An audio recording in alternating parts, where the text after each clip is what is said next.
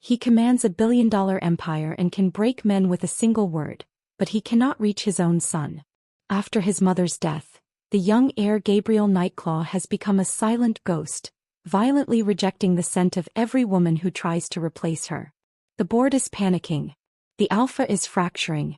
But in the deepest, humblest corner of the estate, a refugee maid is humming a lullaby and kneading dough, unaware that her scent is about to change everything. When the broken pup escapes and finds her, he speaks the one word that will either heal the pack or destroy it. The executive boardroom of Nightclaw Tower was a cathedral of glass and steel and ruthless ambition. Alpha Xavier Nightclaw sat at the head of the obsidian table, his presence a gravitational force that bent every spine in the room toward submission. They called him the Iron Wolf, a title earned not just from his corporate empire, but from the cold, lethal control that had carved his features into a mask of merciless efficiency.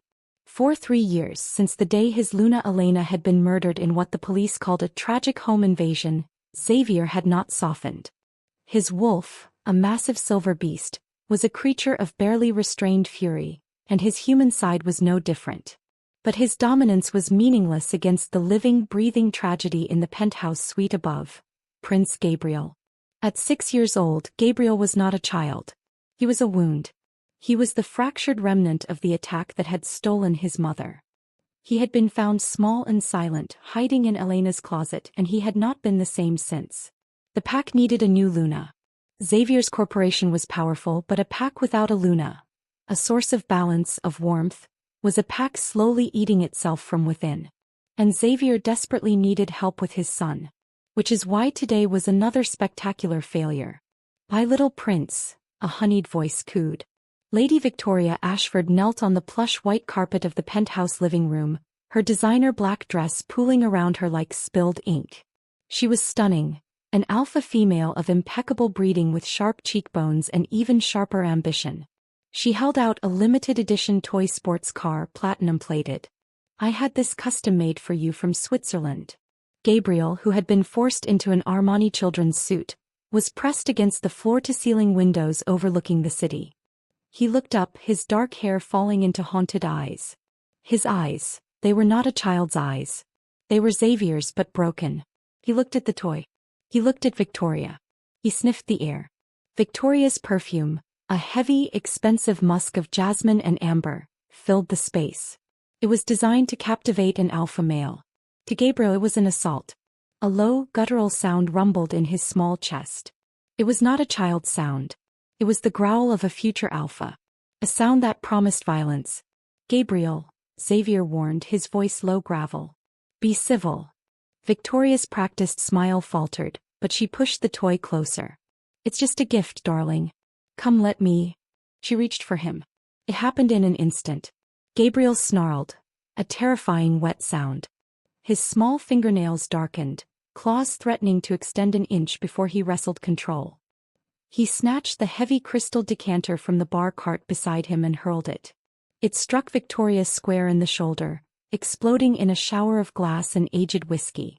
She gasped, her face contorting into fury before she smoothed it, looking up at Xavier with tear-filled, manipulative eyes. "Xavier, I only..." "Enough." Xavier's voice boomed through the penthouse. Every bodyguard in the adjacent hallway flinched.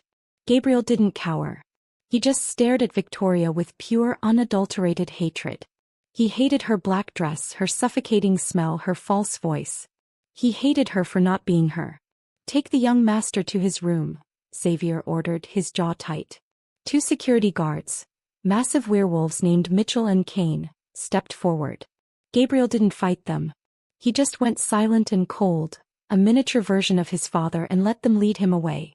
Xavier turned to Victoria, his eyes ice. "My apologies, Lady Ashford. It seems my son is unwell today." "He's a monster," she hissed, her mask of civility gone. "A broken thing. He needs discipline, Xavier." "I discipline?" Xavier's eyes flashed silver. "You will address me as Mr. Nightclaw, and you will not speak of my son again. Security will see you out." Victoria recoiled, recognizing the barely leashed alpha beneath the tailored suit. She stood stiff and insulted and swept from the penthouse, the whiskey dripping from her designer dress like blood. Xavier was left alone in the echoing silence. His beta advisor, Marcus Sterling, a sharp-featured man with calculating eyes, stepped from the shadows. "Sir, that's the 7th candidate this quarter." Xavier stood motionless at the window, staring at the city lights bleeding into the twilight.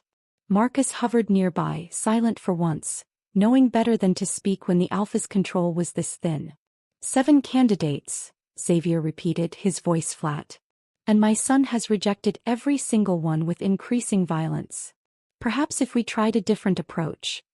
"There is no different approach," Xavier cut him off. "Gabriel sees them all the same way. Threats. Replacements. Lies." Marcus shifted uncomfortably. "The board is getting restless, sir. Without a Luna, the pack structure." "I'm aware of the pack structure, Marcus." Xavier's eyes flashed silver in the reflection. "Leave me." Marcus bowed and retreated, his footsteps muffled by the thick carpet. The penthouse fell into oppressive silence. 3 floors above, in his locked bedroom, Gabriel sat in the corner farthest from the door. The Armani suit had been torn off and abandoned on the floor. He wore only his undershirt and pants now, his small body curled tight, arms wrapped around his knees. The room was a child's paradise that had become a prison. Toys he never touched lined the shelves. Books he never read gathered dust. The bed, a massive thing with silk sheets, remained perfectly made because Gabriel slept on the floor in the closet, where his mother's last winter coat still hung. He could still smell her there. Barely. Fading. The wolf inside him, too young, too damaged, whimpered and paced. It didn't understand why she was gone. It didn't understand why everyone who came near smelled wrong. Hungry. False. Gabriel pressed his face against his knees and tried to remember his mother's voice. The way she used to hum while braiding her hair. The way she'd read to him before bed, her words soft and warm like. He lifted his head. There. So faint he almost missed it. A thread of scent creeping through the air vents. Not jasmine. Not roses. Not the cloying, aggressive perfumes of the women his father paraded through. This was different. Cinnamon. Vanilla. Fresh bread. And underneath it all, something his damaged wolf recognized on an instinctive level. Safety. Gabriel's eyes focused on the service vent near the floor, the one the housekeepers used for the climate control system. His wolf surged forward, suddenly alert, suddenly hungry for that scent. He crossed the room on silent feet. The vent was screwed shut, but Gabriel's small fingers found the edges. He pulled. Nothing. He braced his feet against the wall and pulled harder. The wolf lent him strength he shouldn't have, desperation made manifest. The screws groaned. One popped free. Then another. The grate came loose with a metallic screech that made him freeze, listening for guards. But Mitchell and Kane were posted outside his door, not inside. They wouldn't hear. Gabriel peered into the darkness of the ductwork. The scent was stronger here, drifting up from somewhere deep in the estate's vast infrastructure. Somewhere far below the penthouse. Somewhere safe. His wolf didn't hesitate. Gabriel pulled himself into the vent, his small body fitting easily into the narrow passage. The metal was cold against his skin, but the scent pulled him forward like a lifeline. He crawled through the darkness, following the only warmth he'd felt in 3 years, descending through the mansion's hidden veins toward a woman who had no idea she was about to save, or doom, them all. The ductwork opened into a grated ceiling vent above the estate's industrial kitchens, and Gabriel pressed his face against the metal slats, breathing in the source of the scent that had called to him. Below, the kitchen was a world away from the penthouse's sterile luxury. Copper pots hung from iron racks. Worn wooden tables bore the scars of 1,000 meals. Flour dusted every surface like snow, and the ovens radiated a warmth that made Gabriel's chest ache with something he couldn't name. And there, on her knees beside a low work table, was the woman. She wore a plain gray uniform, her dark hair tied back in a simple braid that had come loose during her work. Her hands moved through bread dough with a rhythm that seemed almost meditative, pushing, folding, turning. But her shoulders were shaking. She was crying. Gabriel watched as she scrubbed at her eyes with the back of her flour-dusted hand, smearing white across her cheeks. She didn't stop working. Her hands kept kneading, kept moving as if the work itself was the only thing holding her together. Then she began to hum. The melody was soft, broken by hitched breaths, but it wound through the kitchen like a spell. A lullaby. The kind of song a mother would sing to calm a frightened child. The kind of song Gabriel's mother had sung once in a life that felt like a dream now. His wolf made the decision before his human mind could catch up. Gabriel's small hands found the vent screws. They were older, looser than the ones in his room. They gave way easily, and the grate fell with a clatter that echoed through the kitchen like a gunshot. The woman jerked upright, gasping. The other kitchen staff, two older women washing dishes in the far corner, froze mid-motion. Gabriel dropped through the opening. It was too high, but his wolf caught him, let him land in a crouch that no normal 6-year-old could manage. He straightened slowly, his eyes never leaving the woman kneeling before him. He was trembling. Her tear-stained face had gone pale with terror. "Young master," she whispered, and immediately pressed her forehead to the floor in a bow so deep it looked painful. "Forgive me, I didn't know, I would never presume, please, I meant no offense." Her voice was shaking as badly as her hands. She smelled like fear now, sharp and acrid, cutting through the cinnamon and vanilla. But underneath, that scent of safety remained. Gabriel stepped closer. She flinched but didn't dare lift her head. The other kitchen staff had fallen to their knees as well, heads bowed, silent and terrified. They knew what happened to servants who drew the young master's attention. They'd seen the bruises on the private tutors, heard about the nannies who'd quit after a single day. Gabriel knelt in front of the woman. Slowly, carefully, he reached out and placed his small, flour-dusted hand against her wet cheek. She gasped, her eyes flying open, dark brown, swimming with tears and terror and something gentle that made his wolf settle for the first time in 3 years. "Mom." The word came out cracked and hoarse as if his voice had forgotten how to form sounds. But it was clear. Unmistakable. The kitchen erupted.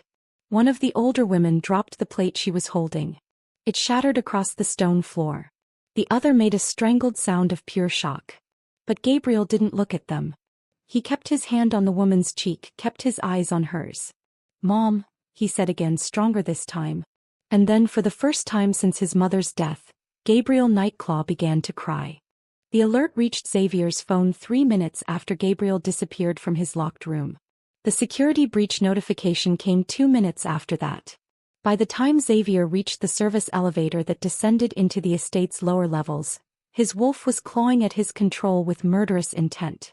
Mitchell and Kane flanked him, weapons drawn, faces grim. Marcus followed at a distance, already on his phone coordinating a full lockdown. If someone had taken Gabriel, if this was a kidnapping, Xavier would burn the entire city to find. He froze in the kitchen doorway. Gabriel was there, alive, unharmed, kneeling on the flour-dusted floor with his arms wrapped around a woman in a maid's uniform, his small face pressed against her shoulder as he sobbed. "What," Xavier said, his voice deadly quiet, "is happening here?" The two older kitchen staff immediately prostrated themselves flat on the ground.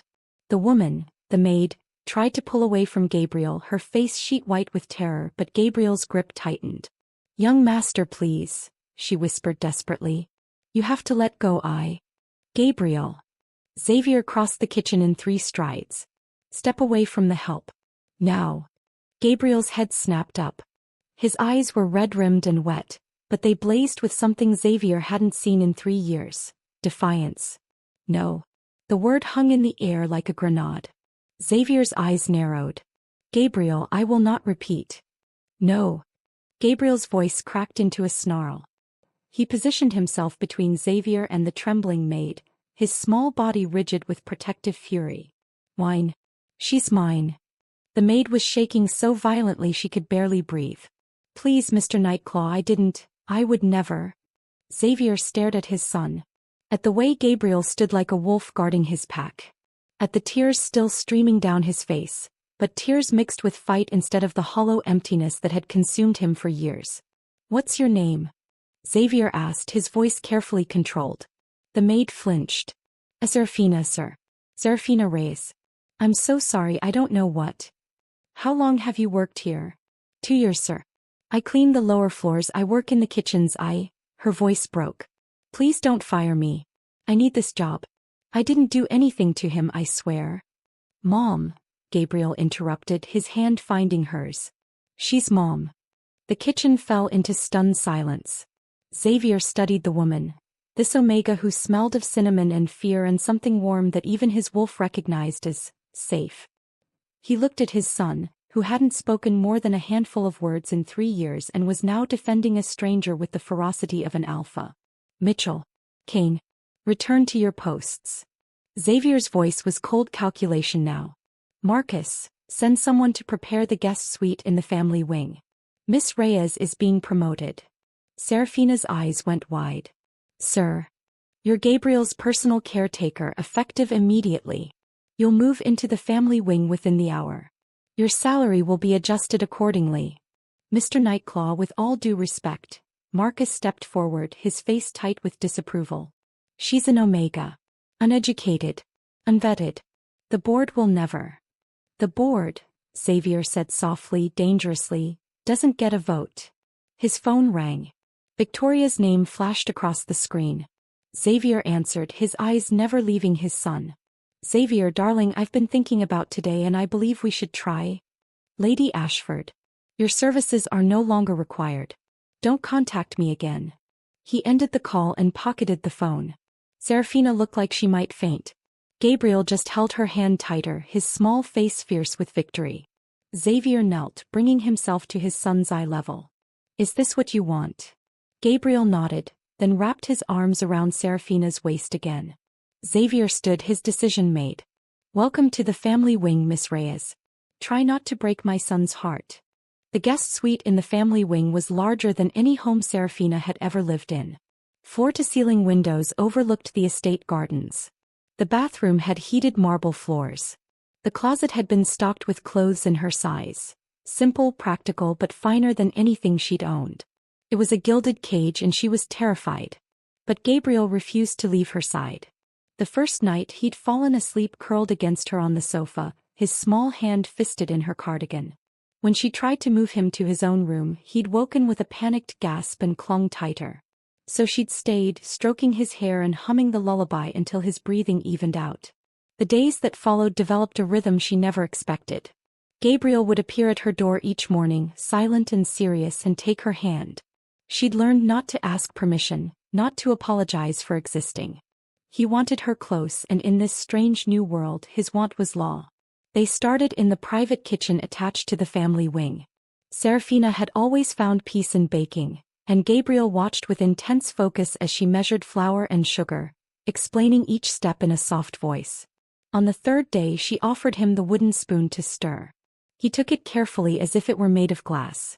Like this, she murmured, guiding his small hands through the motion. Gentle.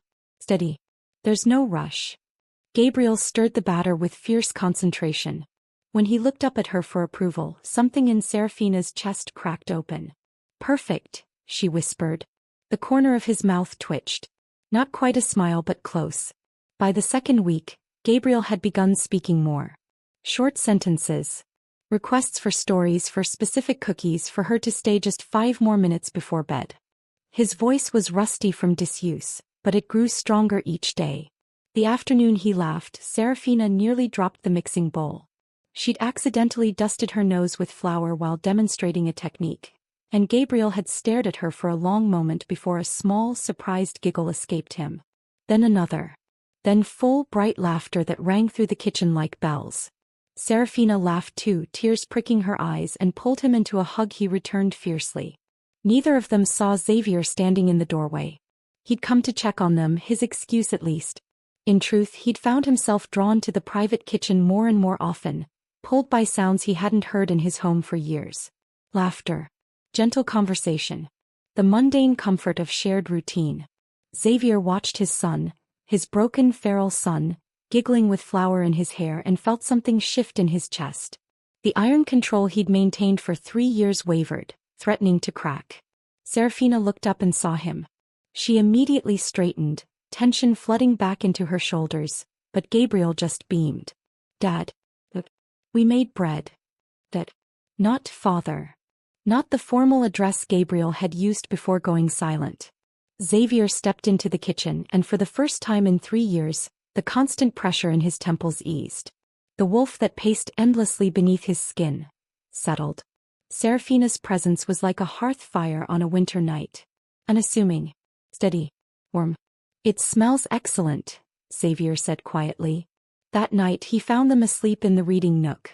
Gabriel was curled against Seraphina's side, her arm around him, a storybook open across her lap. Her head had tipped back against the cushions, dark hair falling loose around her shoulders. They looked like a family. Xavier stood there longer than he should have, watching them breathe and sink, and felt his fortress heart begin to crack. Victoria Ashford had not built her position on the Nightclaw Industries board by accepting defeat gracefully. She'd clawed her way up through strategic alliances, calculated seductions, and when necessary the quiet elimination of obstacles. The Omega Maid was an obstacle. 3 weeks after her humiliating dismissal, Victoria used her board credentials to access the estate. Security didn't question her. She was still technically a director, still attended meetings, still had Xavier's ear on corporate matters even if she'd been denied his bed. She found Seraphina in the library. The maid was curled in one of the reading chairs, a children's book open in her lap, clearly waiting for Gabriel to return from his tutoring session. She looked small and out of place among the leather-bound volumes and priceless first editions. Victoria closed the door behind her with a soft click. Seraphina's head snapped up, her eyes widening. She immediately stood, the book tumbling to the floor.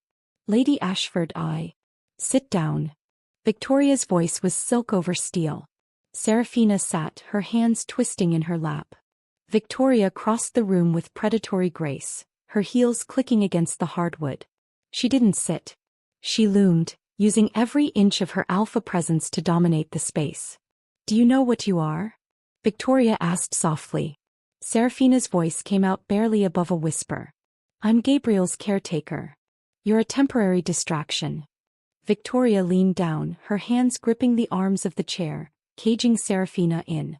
A novelty. The broken pup latched onto you because you smell like baked goods in desperation, but Xavier is an alpha. He needs an equal. A partner who can stand beside him in boardrooms and pack councils. Not some illiterate Omega who scrubs floors. Seraphina's face had gone pale, but she didn't look away. Gabriel loves you now, Victoria continued, her smile sharp as broken glass. But children are fickle. He'll grow bored. He'll heal. And when he no longer needs you, Xavier will remember what you really are. Nothing. Less than nothing. Gabriel is not fickle, Seraphina said, her voice trembling but steady. And he's not broken. Victoria's eyes flashed. That thing threw a decanter at me. He's a rabid animal that should have been put down for the pack's safety. The words hung in the air like poison. Seraphina stood abruptly, forcing Victoria to step back. Her hands were shaking, but her eyes blazed with something Victoria hadn't expected: fury. Get out. Victoria laughed, a cold, brittle sound. This isn't your home, Omega. You're a guest here. And guests can be removed. She leaned in close, her voice dropping to a whisper that promised violence. Watch your back. Accidents happen all the time in wealthy households. Maids fall downstairs. They ingest cleaning chemicals by mistake. They disappear and no one remembers their names. Seraphina's breath came short and fast, but she held her ground. I said get out. Victoria smiled and straightened her jacket. Enjoy it while it lasts, little mouse. Your time is running out. She left Seraphina trembling in the library and made her way to the estate's west gardens, where Marcus Sterling was waiting on a bench, his phone in hand. Is it done? Victoria asked, settling beside him. Marcus didn't look at her. The Silver Blade Syndicate has been contracted. They'll strike during the corporate gala. Hunt accident. Clean. Untraceable. And the child. Collateral damage. Marcus's voice was flat, empty. If he's in the way. Victoria's smile was radiant. Perfect. Once they're gone, Xavier will need someone strong to help him grieve. Someone who understands power. You're sure about this? Marcus, darling. Victoria patted his hand. I'm always sure. The nightmares started 3 days after Victoria's threat. Seraphina would wake gasping in the dark, her heart hammering, images burned into her mind like brands. Her pack's village burning. The screams. The coordinated precision of the attackers who'd moved through her home like shadows. But now she remembered details she'd buried for 2 years. The symbol on their tactical gear. A silver blade crossed with a wolf's fang. The way they'd moved in formation, professional and cold. The overhead conversation she'd heard while hiding in the root cellar. Victoria wants the territory cleared by month's end. No witnesses. Victoria. Serafina sat up in bed, her breath coming in short gasps. Gabriel was asleep in his own room tonight. A victory she'd managed after weeks of gentle encouragement, but she felt suddenly, terribly alone. She needed to tell someone. But who would believe an Omega Maid with trauma-fractured memories? The answer came 2 mornings later in the form of Mrs. Winters. The elderly housekeeper had worked for the Nightclaw family for 40 years. She moved through the estate like a ghost, seeing everything, saying little. She found Serafina in the private kitchen, teaching Gabriel how to shape dinner rolls. "Mr. Gabriel, why don't you go wash your hands?" Mrs. Winters said gently. "I need to borrow Miss Serafina for a moment." Gabriel looked between them, then nodded and padded off to the bathroom. Mrs. Winters settled into a chair with a soft groan, her weathered hands folded in her lap. "You're good with him. He's easy to love," Serafina said quietly. "The late Mrs. Nightclaw wasn't." Mrs. Winters's voice was matter-of-fact. "Elena was beautiful. Brilliant. But cold. She treated Gabriel like an investment, not a child. The boy grieved her death, but I think he grieved the mother he never had more than the one he lost." Serafina's hands stilled in the dough. "Why are you telling me this?" "Because you're a true hearth." Mrs. Winters met her eyes. "And hearths need protecting. I've seen the way Lady Ashford looks at you. Like your prey." Serafina's throat tightened. "She threatened me." "I thought as much." Mrs. Winters sighed. "That woman is poison. Always has been." Serafina hesitated, then pulled out the sketch she'd drawn from memory, the symbol from her nightmares. Her hands shook as she slid it across the table. "Have you ever seen this?" Mrs. Winters went deathly still. The color drained from her face. "Where did you see this?" Her voice was barely a whisper. "My pic. The night they were all killed. The attackers wore it." Mrs. Winters's hands trembled as she touched the paper. "Silver Blade. Elite mercenaries. They don't work cheap and they don't take jobs that leave witnesses. Someone hired them to kill my entire pack? For the territory, most likely. Your lands bordered Nightclaw holdings, didn't they?" Mrs. Winters looked up, her eyes swimming with tears. "Child, I'm so sorry." "Who would do that?" "Who would?" 3 years ago, Elena Nightclaw was murdered in this house, Mrs. Winters interrupted. "The police said home invasion. Random violence. But Elena's jewelry wasn't taken. Nothing was stolen. And I saw the wound pattern. Professional. Efficient." Serafina's blood ran cold. "No. I found something in Elena's belongings after her death. A threatening letter. It mentioned the silver blade symbol." Mrs. Winters gripped Serafina's hand. "I gave it to security, but it disappeared from evidence within a week. Marcus Sterling was in charge of that investigation." "Marcus works with Victoria," Serafina whispered. "Victoria wanted to be Luna.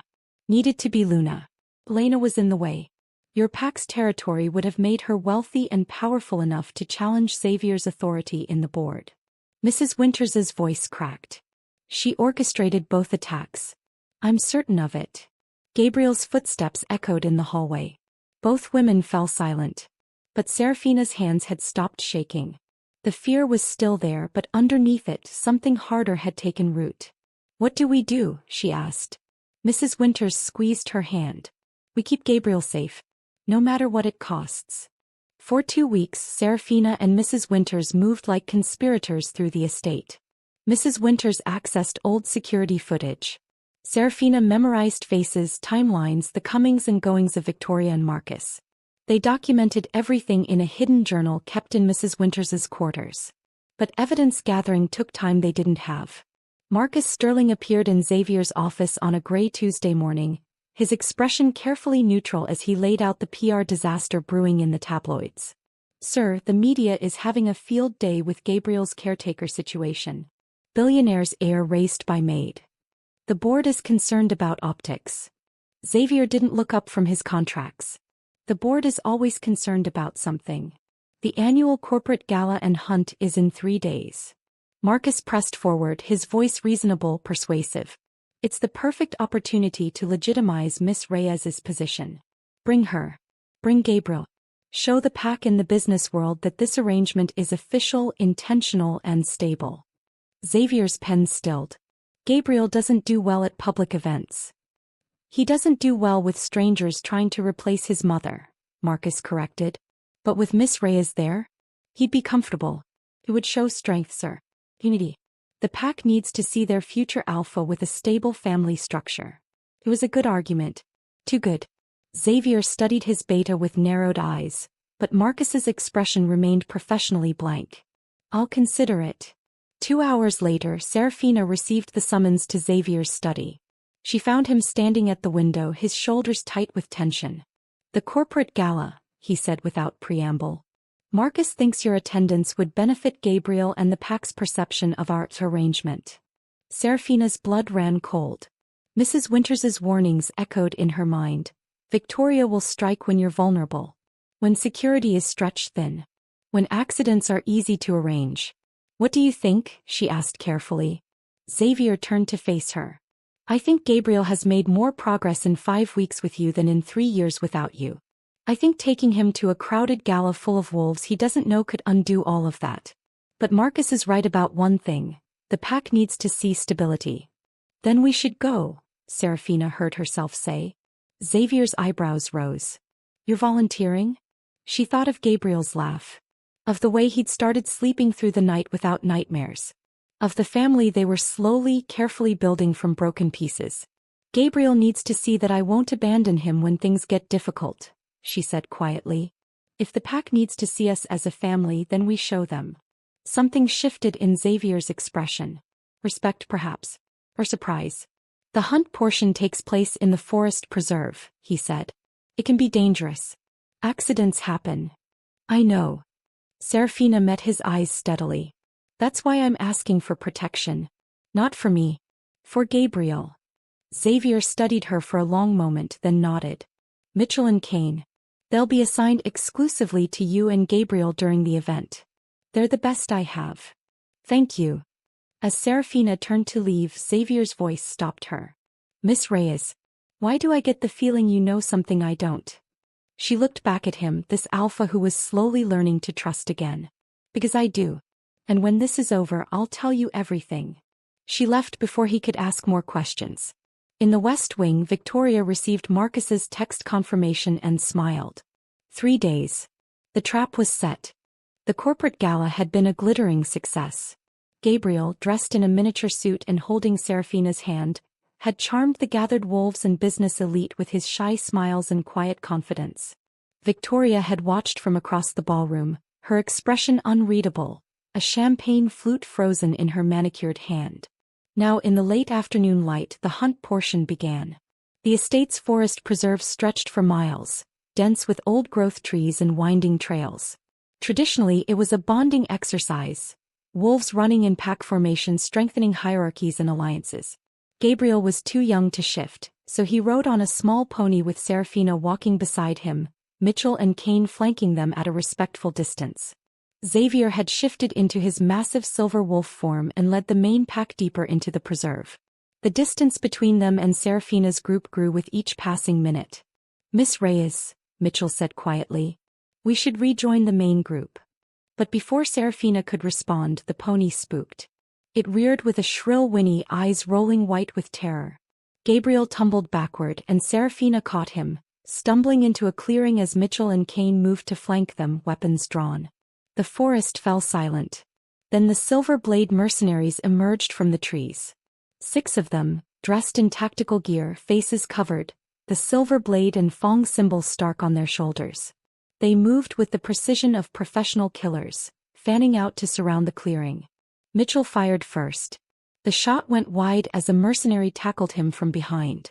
Kane shifted mid-lunge, his wolf form tearing into an attacker, but 2 more descended on him with silver-edged blades. Serafina pulled Gabriel behind her, her heart hammering, her mind screaming with recognition. These were the men who'd destroyed her pack. The same cold efficiency. The same ruthless formation. The leader stepped forward, raising his weapon. Nothing personal, he said. Just business.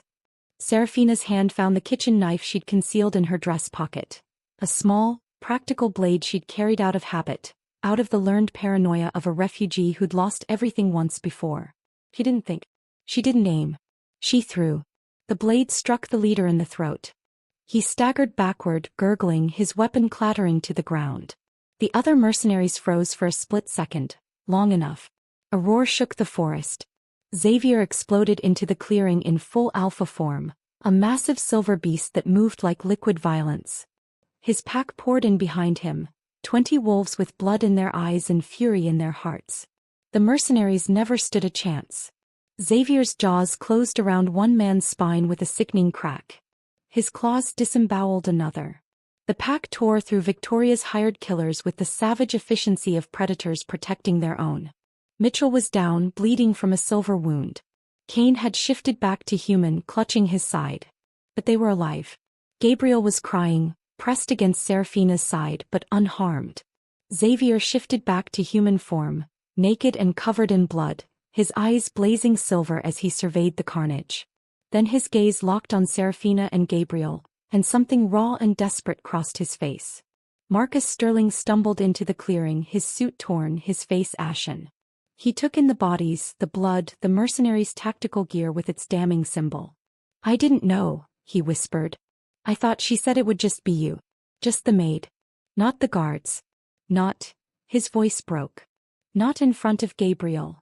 Xavier was on him in 3 strides, his hand wrapped around Marcus's throat. "Speak." Marcus gasped, tears streaming down his face. "Victoria. He hired them. Silverblade. She killed Elena 3 years ago to clear her path to becoming Luna. She destroyed Seraphina's pack to seize their territory for expansion. She planned this, the gala, the hunt, everything.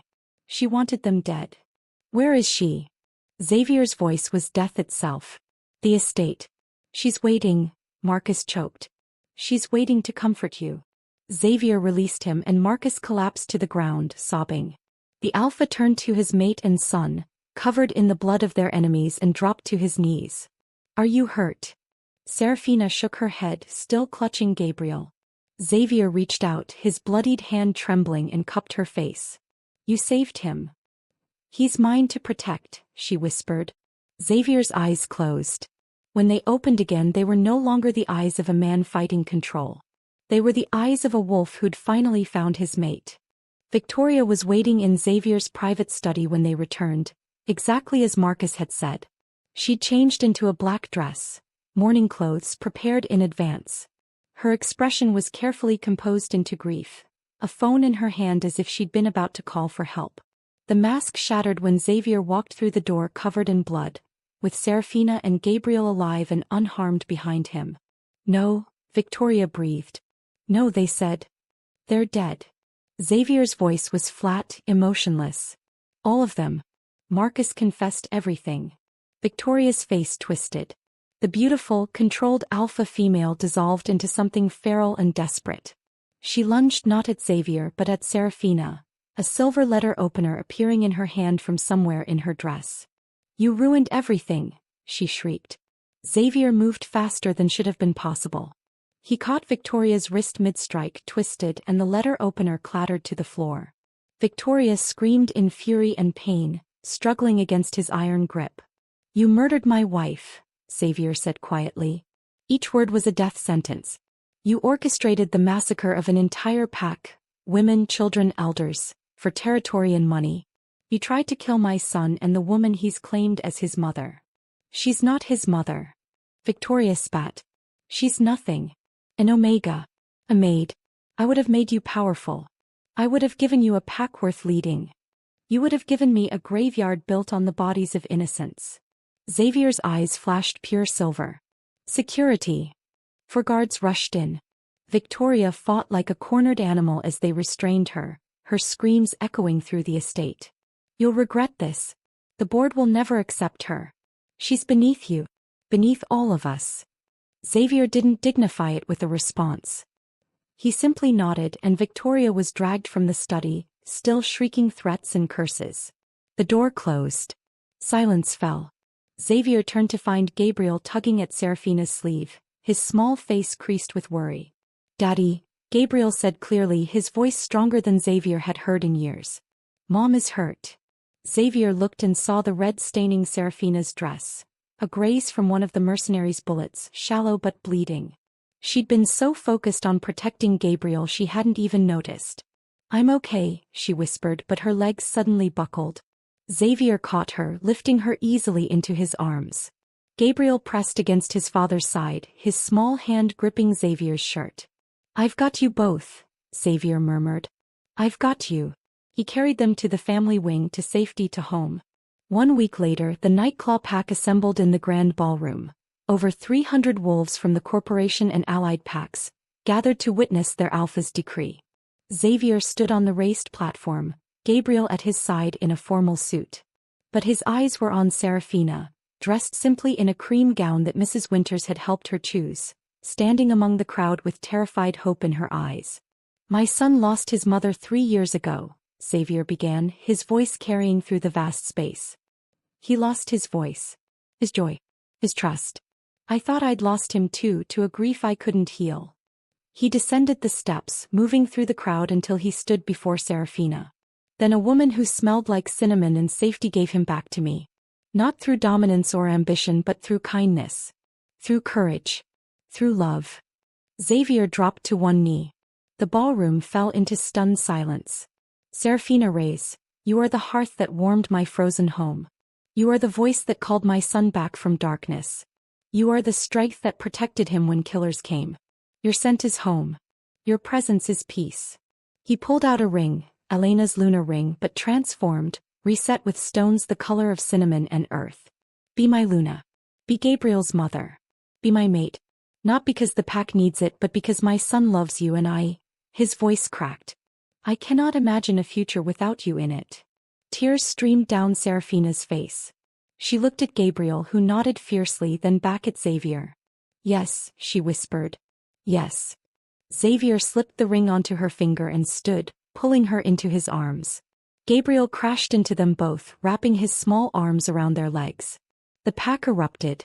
Howls of approval shook the ballroom. A sound of joy, of rightness, of a family finally made whole. Xavier lifted Gabriel onto his hip and kept Seraphina close, his arm around her waist. The billionaire alpha had found his Luna. The broken pup had found his mother. And the refugee maid had found her home.